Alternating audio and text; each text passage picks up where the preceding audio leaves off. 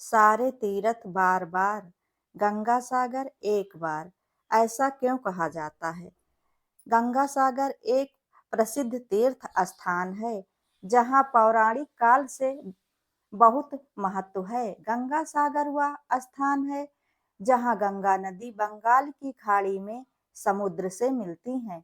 कहा जाता है कि सभी तीर्थों की यात्रा का फल तब तक नहीं मिलता जब तक आप गंगा सागर नहीं जाते। मकर संक्रांति के दिन गंगा सागर में स्नान दान का सर्वाधिक महत्व बताया गया है। सारे तीर्थ बार बार, गंगा सागर एक बार। इस कहावत के पीछे दो कारण बताए जाते हैं। पहला कारण, गंगा सागर को महातीर्थ कहा गया है क्योंकि माना गया है कि सारे तीर्थों का फल गंगा सागर आने से मिल जाता है।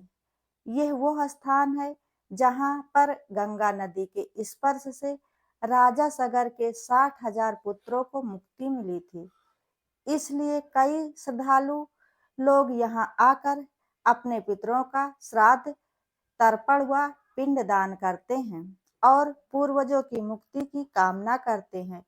इस कारण से लोग एक बार तो गंगा सागर की यात्रा जरूर करना चाहते हैं।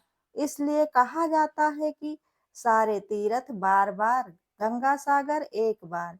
पुराणों में भी गंगा सागर में दान और स्नान को धार्मिक और आध्यात्मिक दृष्टि से काफी महत्वपूर्ण बताया गया है। दूसरा कारण, कोलकाता से गंगा सागर जाने के लिए पहले 86 किलोमीटर दूर कॉकद्वीप जाना होता है, जहां हॉरवुड पॉइंट से 305 किलोमीटर स्टीमर नाव के जरिए सगर द्वीप पहुंचते हैं। इसके बाद सगर द्वीप से 32 किलोमीटर यात्रा करने के बाद गंगा सागर तीर्थ आता है। पुराने समय में यह यात्रा काफी दुर्लभ और कठिन थी। कई दिन की यात्रा करने के बाद लोग गंगा सागर पहुंच पाते थे। इसलिए लोग दोबारा जाने की सोचते भी नहीं थे। इसीलिए लोग कहने लगे कि सारे तीर्थ बार बार, गंगा सागर एक बार। गंगा सागर की कहानी क्या है? रामायण की एक कथा के अनुसार अयोध्या के राजा सगर अश्वमेध यज्ञ कर रहे थे। उनके प्रताप से डरकर देवताओं के राजा इंद्र ने उनके यज्ञ का घोड़ा चुरा लिया और कपिल मुनि के आश्रम में जाकर बांध दिया। राजा सगर की दो रानियां थीं, केसनी और केसनी और सुमति। केसनी का एक पुत्र था जिसका नाम असमंजस था और सुमति के 60,000 पुत्र पैदा हुए थे। असमंजस बहुत उदंड और प्रजा के लोगों को बहुत कष्ट देता था। इसलिए राजा सगर ने उसे अयोध्या राज से निकाल दिया। अश्वमेध यज्ञ का घोड़ा चोरी हो जाने से राजा सगर बहुत चिंतित हुए क्योंकि यज्ञ पूरा होने के लिए घोड़ा मिलना जरूरी था। राजा सगर ने अपने 60,000 पुत्रों को घोड़ा खोजने के लिए भेजा। घोड़ा खोजते खोजते राजा सगर के वे सभी पुत्र कपिल मुनि के आश्रम में पहुंच गए और घोड़े को वहां बंधा देखकर उन्होंने कपिल मुनि को चोर समझा। कपिल मुनि भगवान विष्णु का अंश अवतार थे, जिन्होंने करदम ऋषि के पुत्र के रूप में जन्म लिया था।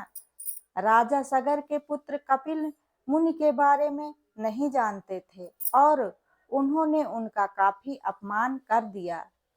इस अपमान से क्रोधित होकर कपिल मुनि ने राजा सगर के पुत्रों को श्राप दे दिया कि तुम अभी भस्म हो जाओ। कपिल मुनि जी के श्राप देते ही तुरंत राजा सगर के 60,000 पुत्र वहीं भस्म हो गए। जब काफी समय बाद राजा सगर के पुत्र वापस नहीं आए तो उन्होंने अपने पौत्र अंशुमान को, जो कि असमंजस का पुत्र था, अपने चाचाओं का पता लगाने के लिए भेजा।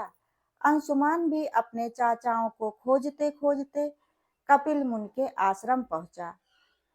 वहां उसने यज्ञ का घोड़ा और हजारों की संख्या में अस्थियां और राख देखी, तो वो समझ गया कि क्या हुआ होगा।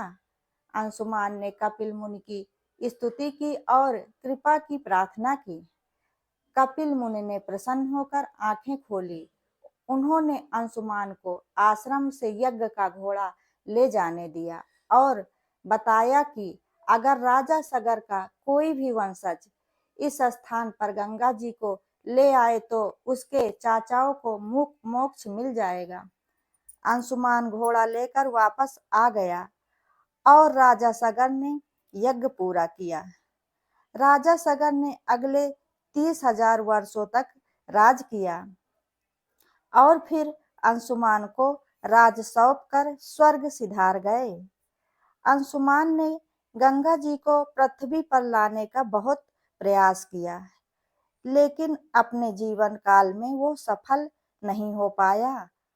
अंशुमान के पुत्र दिलीप ने भी काफी तप किया, लेकिन वह भी गंगा जी को धरती पे लाने में असफल ही रहा।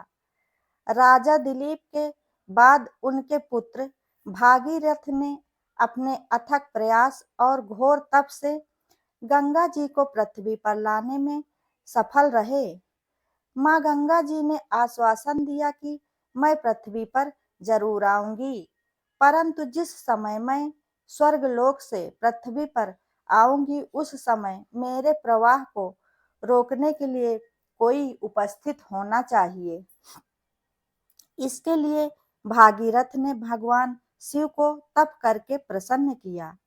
भगवान शिव ने स्वर्ग से आती हुई गंगा को अपने जटाओं में धारण कर लिया और वहां से गंगा 7 धाराओं में भूमि पर उतरी। पहली 3 धाराएं हृदायिनी, पावनी और नलिनी पूर्व दिशा में बह चली और 3 धाराएं सुचसु, सीता और सिंधु ने पश्चिम की ओर प्रवाह किया। 7वां प्रवाह भागीरथ के बताए रास्ते पर चला और आगे आगे भागीरथ रथ में चलते चलते चलते गए और चलते चलते भागीरथ उस स्थान पर पहुंचे जहां उनके प्रपितामह भस्म हो गए थे। माँ गंगा उनके अवशेषों के ऊपर से बहते हुए राजा सगर के 60,000 पुत्रों का उद्धार करते हुए जाकर सागर में मिल गई। इसलिए इसका नाम पड़ा गंगा सागर। राजा भागीरथ ने गंगा जी को पृथ्वी पर लाया, इसलिए गंगा का एक नाम भागीरथी भी है। गंगा सागर का मेला। जिस स्थान पर राजा सगर के पुत्रों को मुक्ति मिली थी, गंगा सागर वही स्थान है। यहाँ पर कपिल मुनि का मंदिर है जहाँ लोग दर्शन के लिए जाते हैं। गंगा जी जिस स्थान पर पृथ्वी पर अवतरित हुई थी जिस दिन पृथ्वी पर अवतरित हुई थी वो मकर संक्रांति का दिन था। संक्रांति के दिन गंगा सागर में स्नान दान का विशेष महत्व है, इसलिए हर साल मकर संक्रांति के दिन गंगा सागर में विशाल मेला लगता है जहां लाखों में लोग स्नान दान के लिए आते हैं। गंगा सागर का मेला 5 दिन तक चलता है। इस दौरान तीर्थ यात्री लोग मुंडन, श्राद्ध, पिंडदान और समुद्र में पितरों को जल अर्पित करते हैं। गंगा सागर में कपिल मुनि का जो कि प्राचीन मंदिर था जो कि समुद्र में समा गया था और 1973 में यहाँ कपिल मुनि का नया मंदिर बना जहाँ श्रद्धालु और तीर्थयात्री दर्शन के लिए जाते हैं। गंगा सागर नदी का एक छोटा सा डेल्टा द्वीप है जिसकी आबादी करीब 2 लाख और क्षेत्रफल 282 वर्ग किलोमीटर है। सागर द्वीप के एक ओर बंगाल की खाड़ी और दूसरी ओर बांग्लादेश है। इस सुंदर द्वीप के ज्यादातर क्षेत्र में घने जंगल हैं। कपिल मुनि के मंदिर व आश्रम के अलावा यहाँ महादेव मंदिर, शिव शक्ति महानिर्वाण आश्रम, भारत सेवा आश्रम, संघ का मंदिर और धर्मशालाएं भी हैं। दोस्तों, अगर आप लोगों को यह वीडियो पसंद आया हो तो मेरे द्वारा बताई गई इस जानकारी से अगर आप लोगों को थोड़ा सा भी लाभ मिलता है तो वीडियो को लाइक, शेयर और कमेंट जरूर करें और ऐसे ही ज्ञानवर्धक और धार्मिक जानकारियों के लिए चैनल को सब्सक्राइब करें। वीडियो अंत तक देखने के लिए धन्यवाद।